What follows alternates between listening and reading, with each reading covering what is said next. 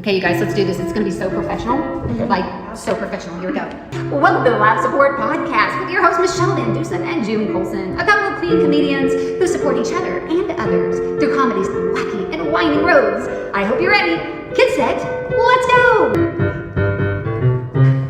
Since podcasts have a catchy tune, we wrote this song for Michele and June. Clean comedians are best friends too. Oh, it's so good. And you never know what they'll say or do. Here we go, sing with me on Live Support.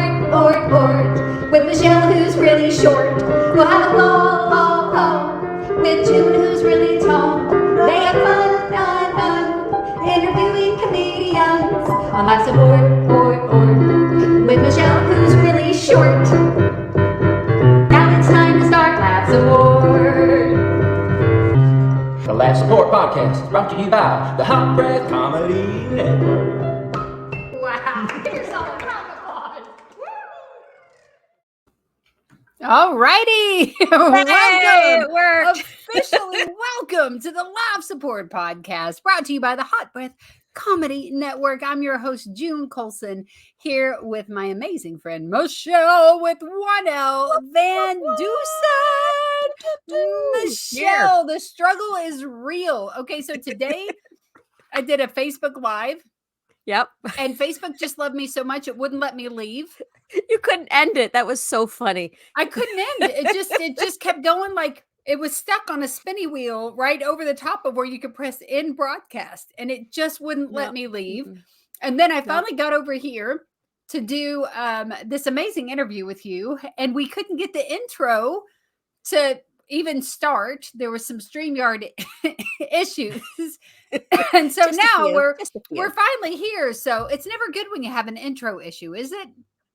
No, it is not. So we've had to listen to our intro song like 4 times now. 4 times. Yes. Yeah, no, having a bad intro really either it sets you up to fail. That's what it feels like. Yes.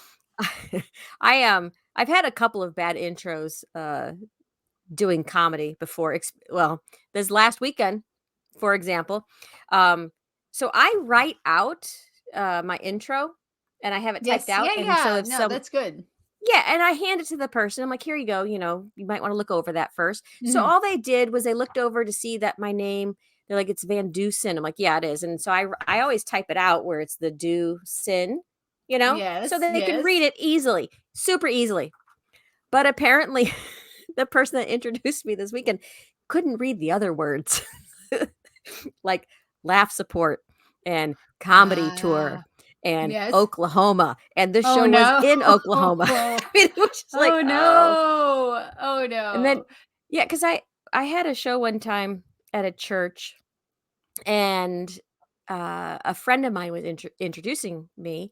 And so I didn't give her an introduction, and I should have. Yes. Because she proceeded to introduce me and talk about all of her favorite jokes that I do. Well, that just no, don't do that.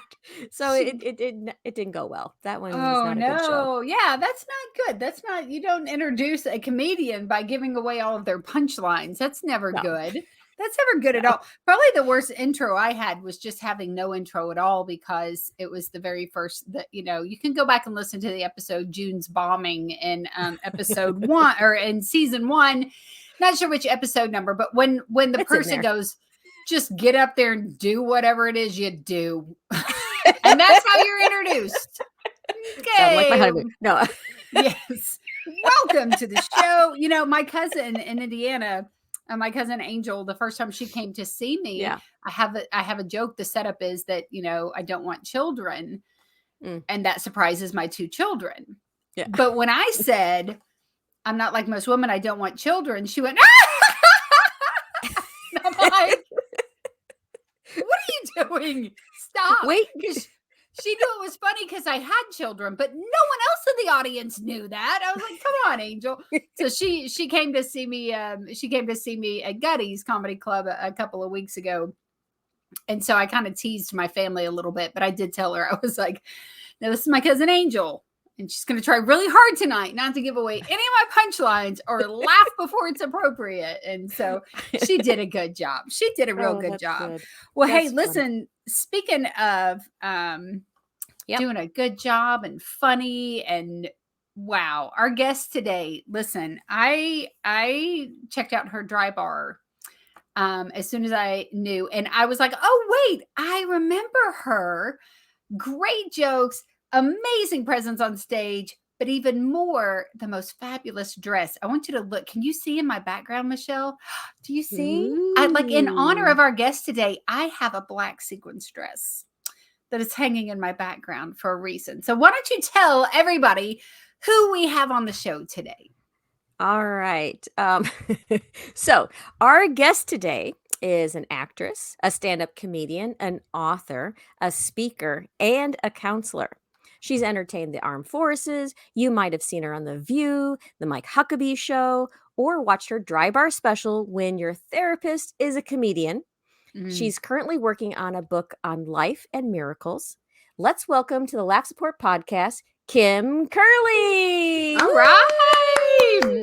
There she is. Awesome. I love the dress. That's so cool. Do you see? I haven't got to wear that dress yet, but when I was watching your special, I was like, oh, that's the lady who wore that fabulous dress. And so, yeah, my husband was fire chief in our town here in Bowling Green. He's a professional fireman, and every year they would do a fireman's ball. And so if I would see a dress on sale, I would buy that dress, and maybe I wouldn't fit into it by the fireman's ball. So this was a no, June, you don't fit in that dress right now dress. So it still has the tags on, but I was like, okay, honey.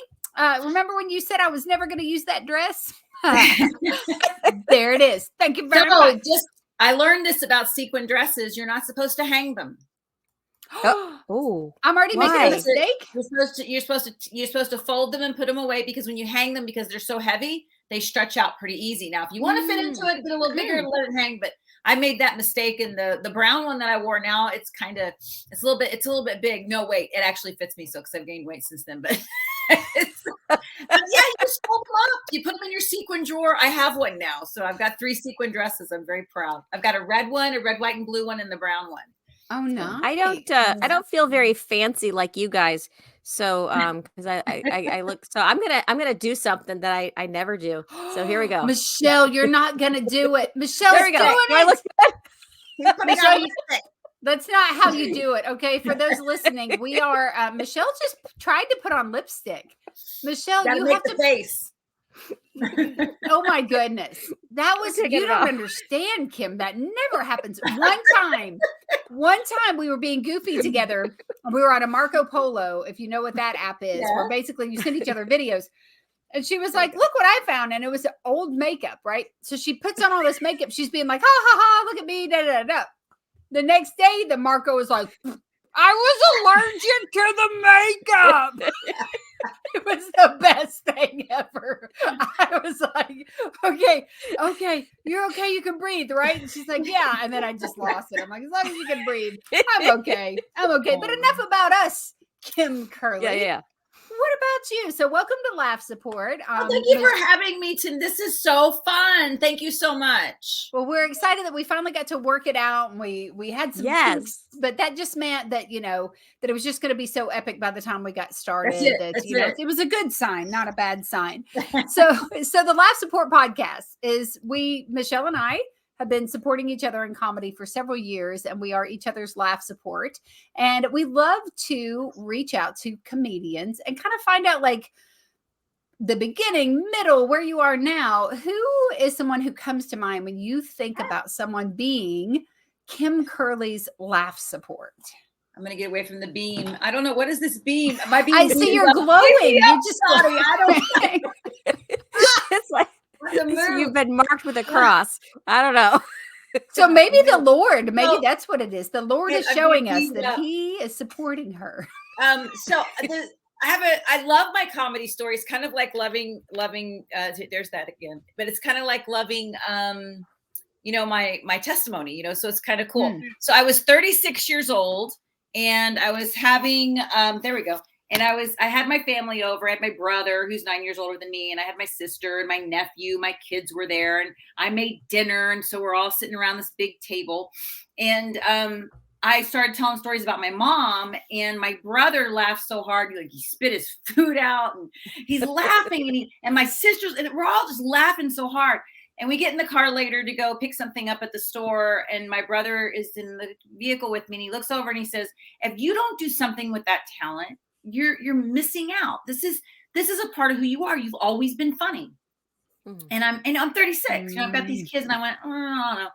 And I told a story to one of his best friends, was a very good friend with mine as well. He went and bought me comedy lessons. Wow. So that was my so I'll go back. That was my 35th birthday that dinner party happened. So my friend bought me comedy lessons, and on my 36th birthday, that's what it was, the day of my birthday, was the first time I did my first 5 minutes. And I did the whole thing where I did the comedy lessons and I invited all my friends. Yes, it was in Austin. Yes. That's what they tell you to do, invite all your friends. So I did, because I had no idea. It's like, oh, come see me be funny. Come on. And then there was all these comics, and the place was full of people that came to see and support me. And my brother drove 2.5 hours to see me. Wow. And I remember being so scared, and I wanted to run because I realized, hey, wait a minute, I may not be that funny. It's scary. But I got on stage and I loved it. Yeah. And got bit. So, you know what I'm talking about, ladies, right? Yes. Yeah. And, I mean, I describe it as this. Yes. A comic goes to the doctor says, you know what? You got to do one of two things. Either you're going to lose your right arm or you got to stop doing comedy. Okay, cut off the arm. Yeah. Yeah. It's a thing. So my brother was real supportive, and then as time's gone by, I really love the fact that you both are friends and you support each other. I have not had that in the business with women. It hasn't been easy. I was on the road for a few years. It was very difficult, to say the least. And but I got to tell you, out of all of the when I thought about support, and Michele had said, think about that. The main two people that showed up in my mind and my heart, of course, is my youngest daughter and her husband, who are basically also my writers. So nice. They're pretty funny. They're a whole lot funny. I said, you guys need to keep. I'll give you credit. We wrote a ring around the Rosy for our pandemic. Now, you want to hear it? Of course you do. Yes, yeah, of course you do. Do it. Let's do it. Ring Around the Rosy was supposed to be for the pandemic years ago. The pocket full of posies keeps the smell off. We're supposed to also keep the virus. It was a very, very dark Ring Around the Rosy. So I wrote one. We wrote one. My daughter and my son-in-law. And it's mask around your nosies, 6 feet from your brosies. Fauci, we all stay home.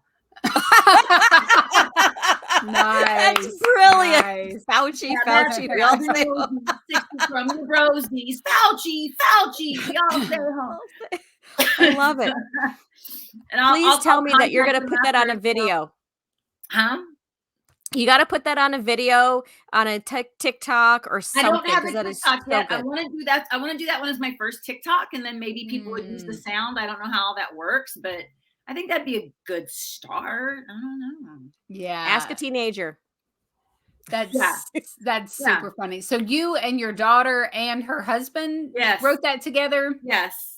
This last summer we were at the pool, and we're out, and we all came up with different things, and it all came together, and we were laughing so hard. But we do that all the time. They're just funny people, and they keep up with me. And after shows, I'll call them. So they're my laugh support. Yeah, they are. My youngest daughter, and the one that I tell the story about in Dry Bar Comedy about the mother's curse, which, by the way, that's 100% true. That's not even made up. Yeah.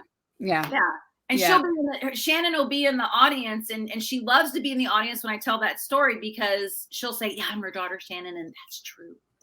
Yes. Yeah, I do.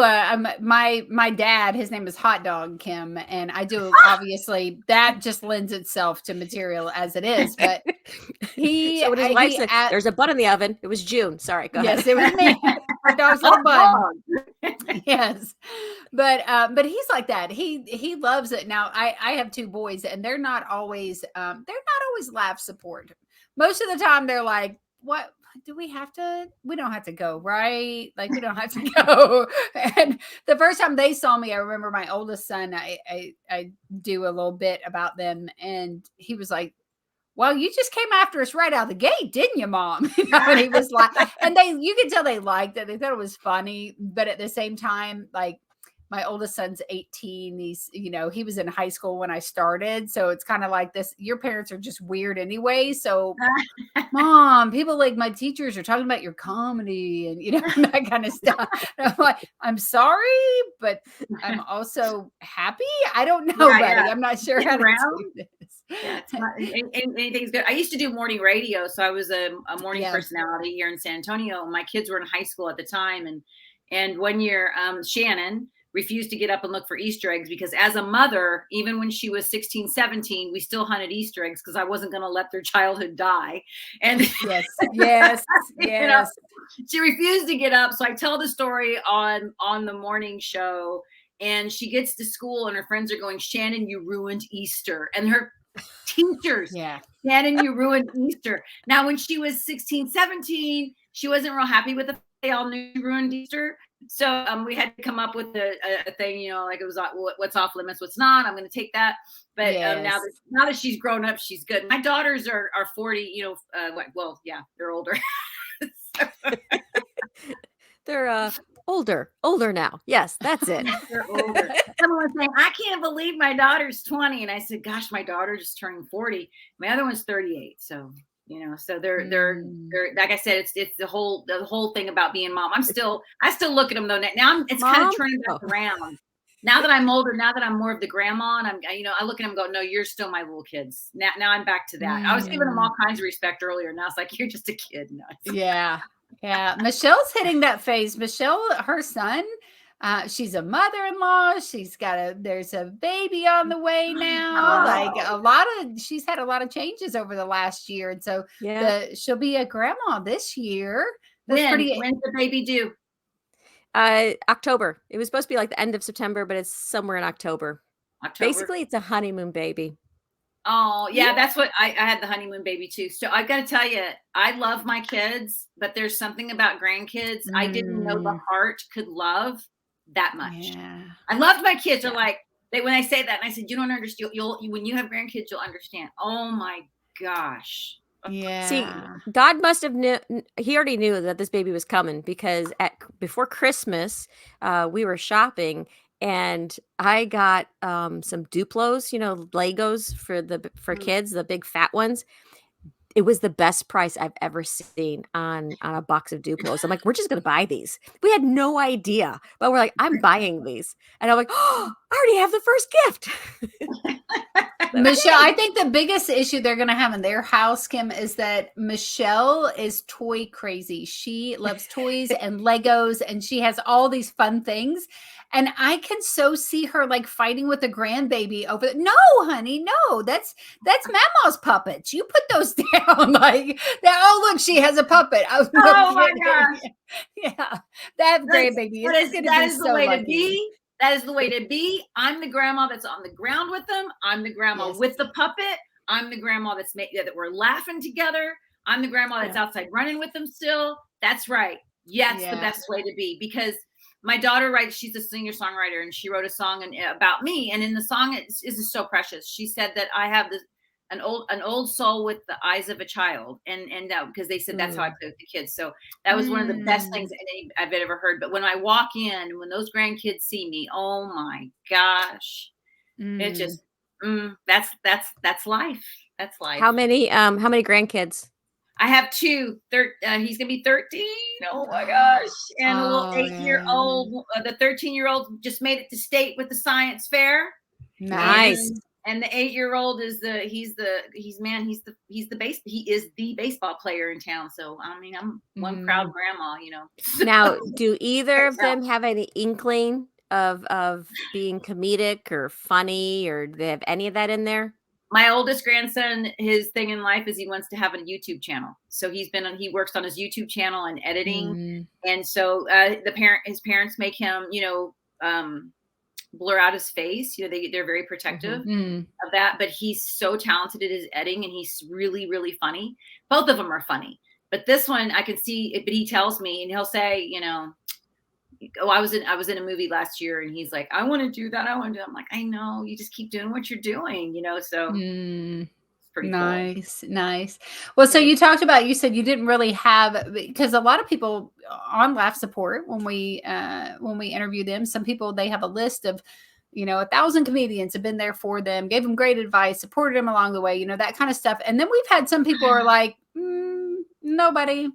Okay, that's my thing. When I first started, there was a group of us. San Antonio was a pretty tight knit group, and so there was a group of us that got together. And we'd write and we'd do all the.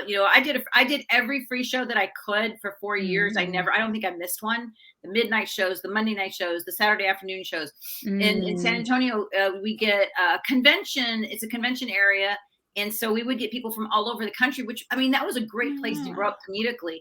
In here in San Antonio. Now, I don't know, in your areas, but it seems like comedy's gone to this explosion, imagine, I don't know, imagine something blowing up in your microwave and now it's just like everywhere. Yes. Everywhere. They're everywhere. Yeah. And so I've gone to some open mics to work on some stuff and it's hard. Because I don't want to hear the same jokes I heard 25 years ago from these young men. Yes. Yes. And it's the same things. Always the same thing. And it's just, that's hard. And so anyway, now that I am older and I've been in the game for a while, I didn't get the sitcom, ladies. I didn't get the sitcom. I got the dry bar. So and the things that have happened, I'm very, very grateful for. But I keep on keeping on. I got a real interesting story, so I'm ready to give it up. So I do speak. I'm a motivational speaker. I've got a really great gig next week. I'm looking forward to. Nice. And so I go outside in my backyard. It was a beautiful day, and I said, you know what, God, it just didn't work out. I'm getting older. Comedy's hard. I've got a pacemaker, so I need health insurance, and so I'm just going to go ahead and concentrate on the writing and the speaking. That day. I'm telling God what's supposed to happen. Yes. That day is when I got the dry bar gig. Yeah. Now, it took a year and 3 months, to ever see the fruition of it, but that was really cool. So I thought that was the way of saying, not yet. Not that yes. You got some life in you, girl. You can do it, Rocky. You can do it. Go back in and hit him, Rocky. So one God more is your round, laugh Rocky. support too. Huh?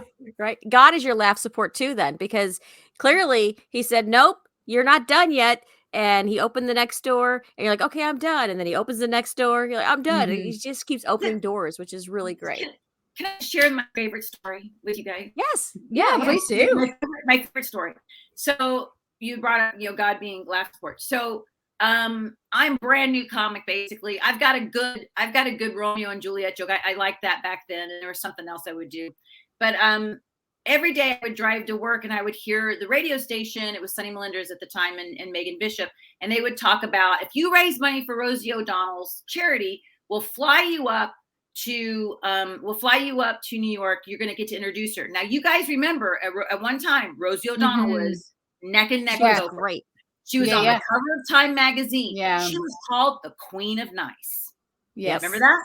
Yes. So this was during her heyday when all that was going on. So I listened to that every day. I didn't think anything of it. I'd be driving to school. I had first period off. I had stuff to do. So one day I'm driving in my minivan, listening to the same spiel from Sonny Melendez and Megan Bishop. And I say that because I ended up working with both of them. And y'all are going to think I'm crazy, but listen to this story. I hear in my van, not once, but twice, outside of my head, not in my head, you will win this.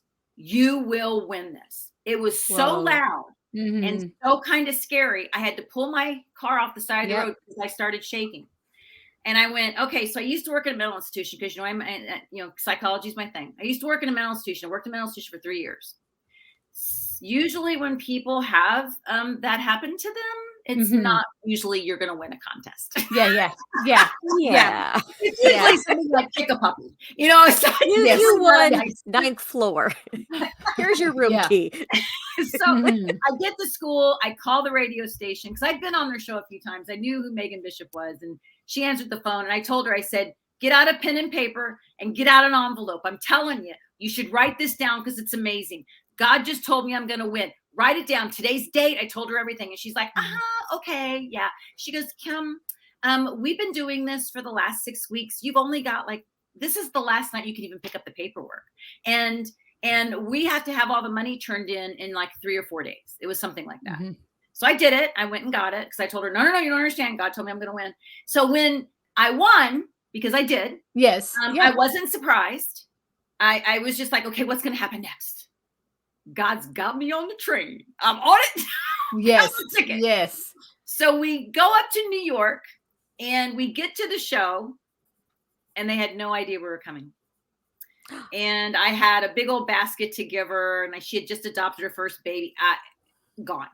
And the person who's introducing her is Donna Shalala, who was working with Bill Clinton at the time. So it was that long ago. And I was thinking if I was I Love Lucy, Ethel and I would have her tied up in a closet. Oh, yeah.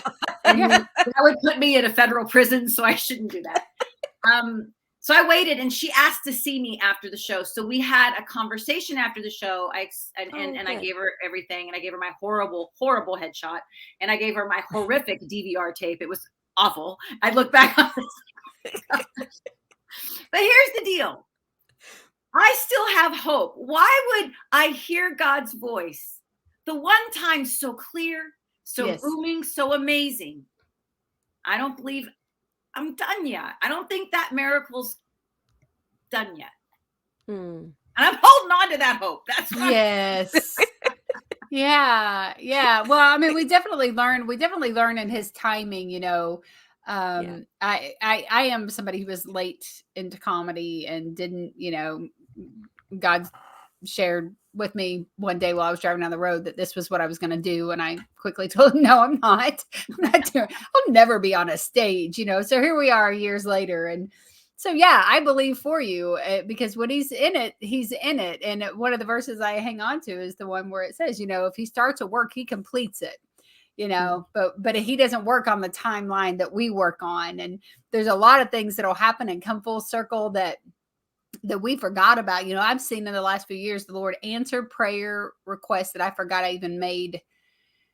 And I've been given a gift that I had prayed for years ago. And then finally just let it go and just moved on. And then all of a sudden that thing I'd prayed for all these years is in front of me now. Now, really, God, now? So, wow. So, okay. So talking about, the fact that you're a counselor and, Michele and I talk quite a bit about, we spend time with comedians. A lot of comedians, they get into this thing because they've had difficult paths. They've gone through a lot of stuff. There's a lot of heartache. There's a lot of baggage. A lot of pain. And a lot of comics are talking from their own pain. Yes. Yeah. And then even if you go into it, the healthiest, emotionally, psychologically, physically, whatever, it can beat you down real fast. We use terminology like bombing, because we're going to kill tonight. Yes. Break a leg. Don't break a hip. You're older. Right.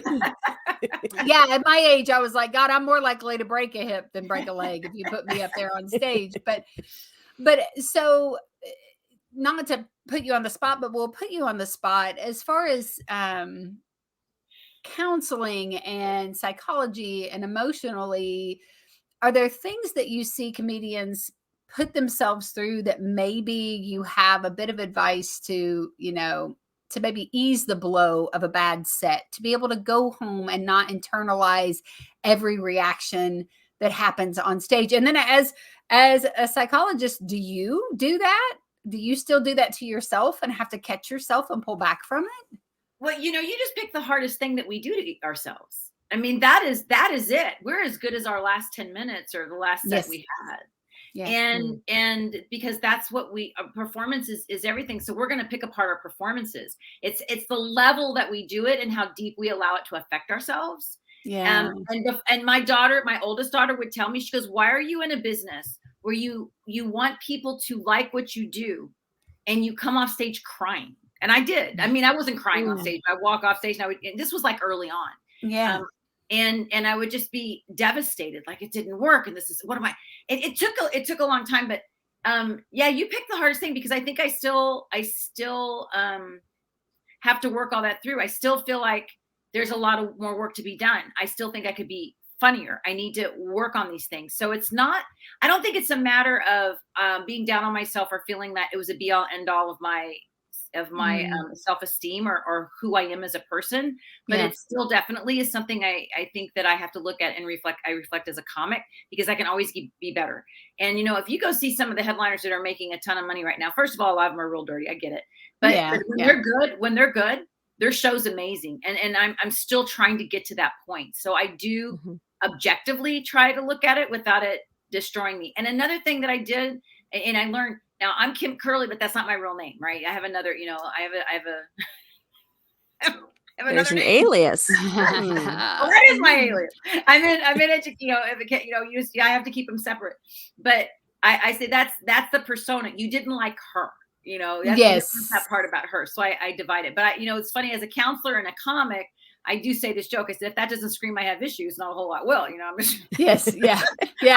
I'm a counselor because it was cheaper than therapy, and that's a little bit true. Oh yeah.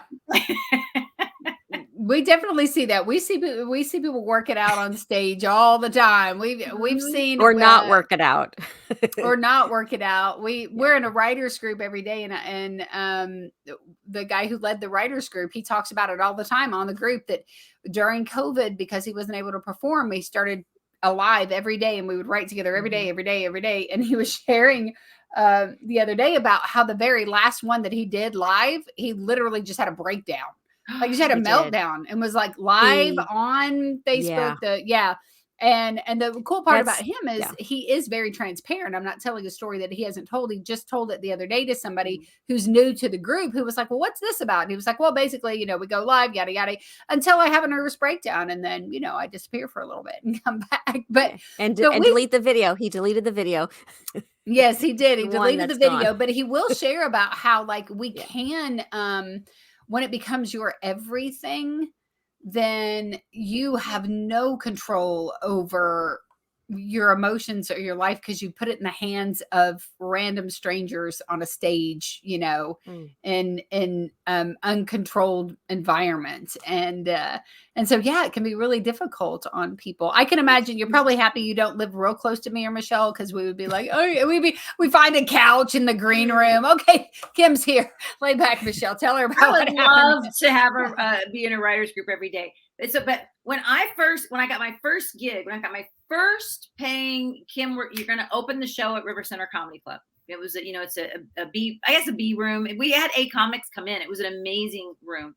So I always thought, oh my gosh, this is great.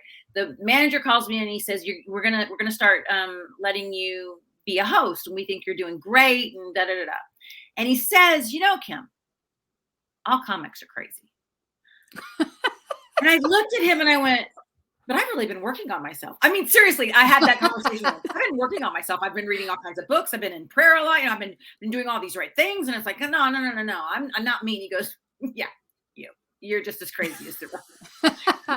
Then flash forward, I'm getting my master's in counseling, and I'm sitting in the class where we're going to learn how to behave as a counselor. So it's just, little nuances, how you sit, where the clock should be, all these things. And we were going to do film ourselves and asking the right, asking a good counselor asks the right questions and has the good strategies. Okay. Those are so he says at the first class, he says, and this is Dr. Josue Gonzalez, my favorite doctor at UTSA. So shout out to him. He goes, everybody look around. So everybody's looking around. He goes, all y'all are crazy. Y'all are here because something's missing in your life. You felt like you could help people. And he starts letting us know. Oh, the people were so offended. And I'm thinking, is so cool. Yes. I accepted it by then. I am a little crazy, you know? Yeah. Yeah. I'm like, who, I got that. And I'm looking around and everybody's like, oh, no, all right. I'm going, yeah. No, really, you are. You are. I'm going to school with you. You're nuts. So we all got a little crazy in us. We got to in order to have some fun. Now and I say that lightly when he says crazy. He really, you know, it's just there's something about helping people and something about wanting to tell jokes. Those things, and then combine them. Now, the good news is I have an amazing man in my life who is also a good laugh support for me. So he's just been so good, and we do right together. And he's been in the entertainment business himself as an agent. You know, he does a lot of stuff in music and entertainment industry. He did, and he's just really a good ear and eye. But I mean, though. But when he watches me perform, it's one of these. Oh no! Oh no! And he'll be looking around in the back, sir. Go, ha! Yes. So I told him, you come, you sit in the back, you sit in the shadows. I don't want to see you. No. I don't want to hear you breathe. Nope. I don't want to smell you. Far away. Yeah, dude, you're bringing the room down. Well, the whole vibe. He's studying the situation, so I get what he's doing. I mean, do you guys? I don't know how you. Whenever before I became a stand-up comic, and I felt like these were my people. When Robin Williams and Whoopi Goldberg and Billy Crystal used to do the comic relief. Do you remember when they would do that? Years ago, I would watch them and I would never laugh. I would just go, oh my God, I was amazed. I was literally just sitting there amazed. And I would go, I thought like that, and so they were kind of my people. And I kind of see it like that with him. He's studying and he's listening and he's paying attention, because he'll give me some bits and pieces, of which sometimes I just toss out. So yeah. So Michele and I were at the recording of our friend Rhonda Corey at her dry bar, and we were at the front row, you know, sitting there. Michele laughs. I never laugh. I have to remind myself to laugh because much like your man, because I really do. I'm internalizing everything, and like if I laugh, it's because something is very somebody messed up is typically what makes me laugh. Is when it's like when they really mess for fall down, if they fall down on stage. That's hilarious. Just I will, but like I have to remind myself. And Michele has a great laugh. She laughs at everything, even if she's heard your joke 1,000 times. If it's a good joke, she's gonna laugh at the punchline. But I don't. I'm like, oh man, like I'm the nodding with, oh, that was brilliant. Yeah, I'm talking to myself, but you know, that doesn't give a lot of feedback to a comedian when you're just internalizing something and you're not. So I have to remind myself to laugh. So study each other. Yeah, we do. Well, listen, Kim, we are. Wait, I have a question. Oh, go ahead. Michele. I have a question before we head out of here. Kim, is there like 3 pieces of advice or like 2 steps or anything that you could give comedians to help them while they're on the road or while they're, you know, going through this crazy life that we're in, to keep their brain or their mental state just kind of stable? Because we go through so many highs and so many lows as comedians. And do you have anything that's just like a simple, like, at least this will get you off of the ledge? I do. And as a female, especially, I'm gonna be a little gender specific with this. Yeah, be true to yourself. Don't do anything that will further your career. Just, you know what furthers your career? Be funny. And when you're out on the road, it's really important. Check out the hotel. You don't have to stay at some of those. Get your own sometimes, but work out. You know, stay healthy and eat right. That's huge. It's so huge. So taking care of yourself, because when I was on the road, that was a big deal. And the whole thing was, and everywhere I worked, the pressure that I had from other comedians, male comedians, that we won't have to go into. I'll just allude to it. Right. You can understand. Yeah. It was everywhere I went, and I refused. To me, comedy is a business. It was my business, and I can stand tall and I can look you straight in the eye and say everything I've done for my, I've done being true to myself. I've written my own stuff myself, or had people who we work together a little bit, but it's I've never stolen anything, and I think that's super important. I think being true to ourselves and being true to who we are, because our point of view is what we're trying to get out there. We're trying to be get our niche. And someone said this to me. Rick Gutierrez said this to me years ago, and I love it. He said, "There's room for everybody." There's room for everybody. You don't have to be in competition. There's room for all of us. We're all different. Michele, June, we're all so different.